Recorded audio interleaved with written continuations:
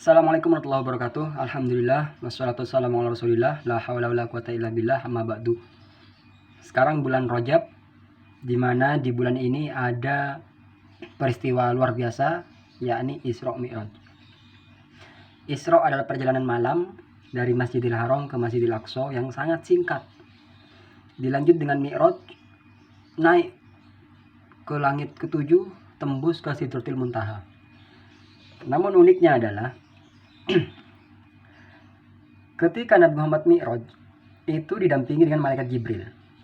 Langit pertama, kedua, ketiga hingga ketujuh masih didampingi oleh malaikat Jibril.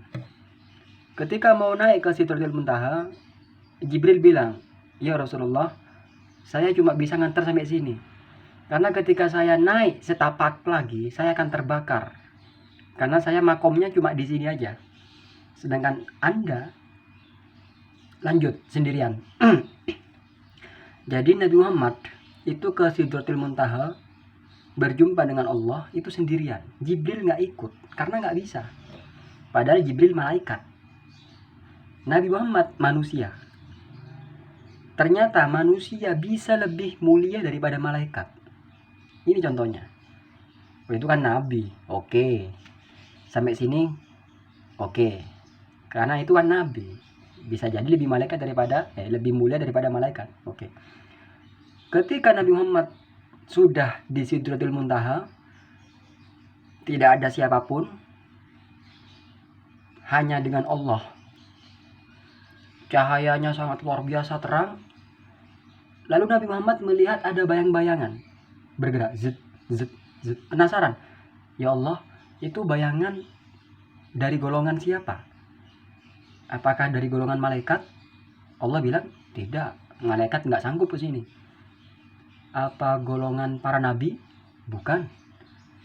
Golongan para wali? Bukan. Lalu siapa ya Allah? Bayangan-bayangan itu adalah golongan umatmu, wahai Muhammad. Jadi ternyata ketika Nabi Muhammad itu di Sidratil Muntaha berhadapan dengan Allah, ternyata ada bayangan-bayangan di sekitarnya. Dan ternyata itu adalah umatnya Nabi Muhammad SAW, insya Allah kita. Yang bagaimana? Golongan yang bagaimana? Yang bisa derajatnya melebihi malaikat hingga ada di Sidratil Muntaha itu. Yang pertama adalah golongan orang yang lisannya basah dengan zikir. Orang yang rutin berzikir ini bukan hanya bibirnya saja yang terus bertasbih, bertahmid, bertakbir, bukan.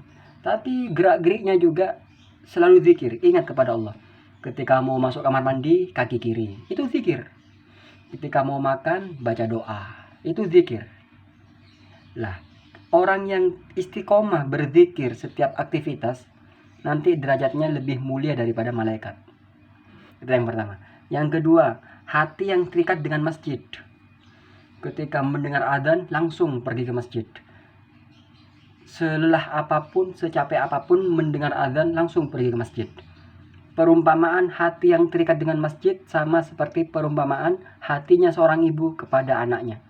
Ketika seorang ibu beraktivitas capeknya luar biasa, habis bekerja, mau istirahat, mendengar anaknya nangis, langsung bangun si ibu. "Bu, anakku nangis, ayo nak. Terikatnya hati seorang ibu kepada anak.